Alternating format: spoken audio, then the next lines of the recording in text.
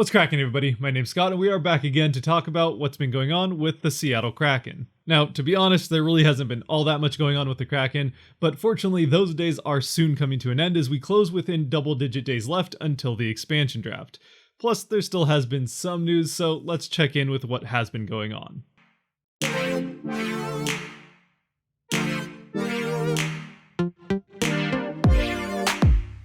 By the way, if you do find yourself enjoying this video at any point and you like to do that kind of thing, the subscribe button down there can help you out. Although, when I say there hasn't been a whole lot going on with the Kraken, what I should probably say is there hasn't been a whole lot going on with the Kraken that we know the details of. Because one piece of news that came out, which really shouldn't be too much of a surprise, is that Ron Francis and the Kraken have been in talks with a number of different teams as the trade deadline has gotten closer and closer. So there definitely are teams that are already thinking about that expansion draft pretty carefully when it comes to what trades they could make in this season. Now, as far as we know to this point, the Kraken haven't made their last payment to the NHL, which would allow them to fully, officially become the 32nd franchise, which would allow them into owners and GM meetings, as well as talking to unsigned players. But that probably makes little difference as it will be coming sooner rather than later, and while Vegas did have that done by this point in time in their process, this season is a lot different than the one that was going on when Vegas was getting ready for their expansion draft. Plus, it definitely doesn't mean that Ron Francis can't be talking to the other GMs, especially when it comes to the expansion draft, which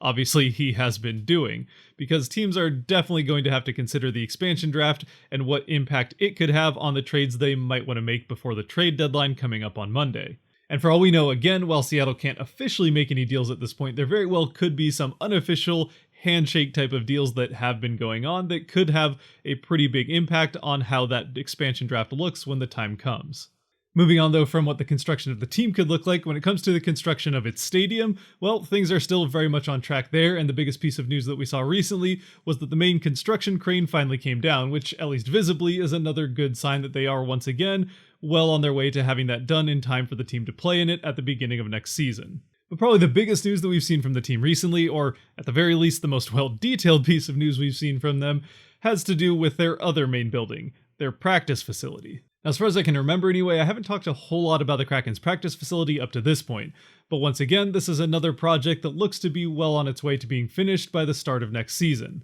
Now, we have already known for a while a large amount about what they have planned for this facility. The building, which will be replacing a large chunk of what used to be the Northgate Mall, will house 3 sheets of ice, one of which will be the Kraken's main practice ice. And of course, the team's main headquarters and offices will also be a part of the complex. But this facility is meant to be much more than just a home for the Kraken. It is also, and maybe more importantly, meant to be a home and future heart of Seattle area hockey and ice athletics, as is very much evidenced by the fact that all 3 sheets of ice, including that main sheet of practice ice for the team, will be largely open to the public or public events. Which, as far as the team has said so far, could pretty much mean anything that you can do on ice. Anything from things like public skates, learn to skate, hockey, figure skating, all the way to things like curling or even broomball. Also, of course, leaving the door open for pretty much anything else that could come up in the future. Now, even just this fact alone of adding 3 sheets of ice to the greater Seattle area, which has struggled for ice availability, is a huge win for the community. Especially when you consider that these will easily be the closest to downtown,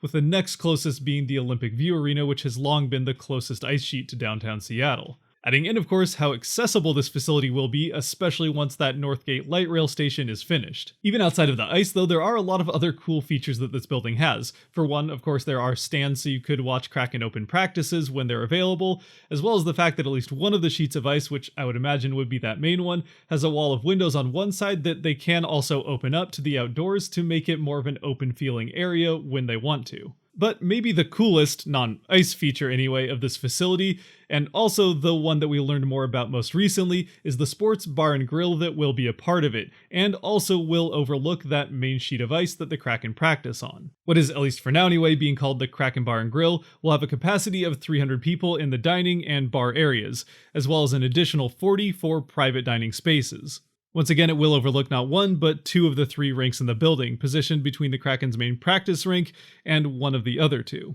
As far as food goes, they'll be serving a fan favorites menu to customers, as well as preparing the Kraken players' training camp meals and snacks at the guidance of their sports science and performance consultant, Gary Roberts. Which, who knows, maybe that means that at some point they could be adding some of those meals that they're actually making for the players onto the menu for customers down the road, which would be kind of cool to see. Either way though, regardless of what is on the menu, they did say that they'll be using quality and locally sourced ingredients and drinks with an FX McRory's influence, which that'll be important in just a second. And of course, this being a sports bar, they are going to provide plenty of different places for you to be able to watch and keep up with all of the action going on in the sports, and specifically, I'm sure, hockey world. And as cool as this area looks and sounds from those facts about it alone, as well as the rendered images that they gave us for what it could look like, probably the coolest part of it, and certainly the part that gives me the greatest hope that it will actually be as good as they say it's going to be, is the fact that it's going to be run by Mick McHugh. Now, of course, this is where that FX McRory's influence will come from, because McHugh is the man who founded FX McRory's back in 1977, and is seen as one of the pioneers of what is now known as the sports bar, at least in the Northwest, if not in the nation. McHugh, being a self-proclaimed Seattle sports fan all the way since the early days of the Sonics, has been a large part of the Seattle restaurant, especially bar and grill scene, for over 50 years, where he's founded and run 16 different restaurants and bars. So honestly, it may even be an understatement to say that the Kraken found the best man for the job when it comes to opening a sports bar and grill in their practice facility. So as long as drinks and food at this bar don't cost as much as they do at, say, a Seahawks game, for example, I'm sure it's going to be a lot more crowded than what we've seen in the images. Though I do at least appreciate that the people in these images are practicing social distancing, even if that bartender seems to be taking a sample of some of what he has behind him. No matter what though, as long as neighboring construction sites can stop dropping large chunks of concrete on this new facility, I very much look forward to going to it and playing some hockey there down the road. But at least for now, it's just yet another thing to be excited for come the fall.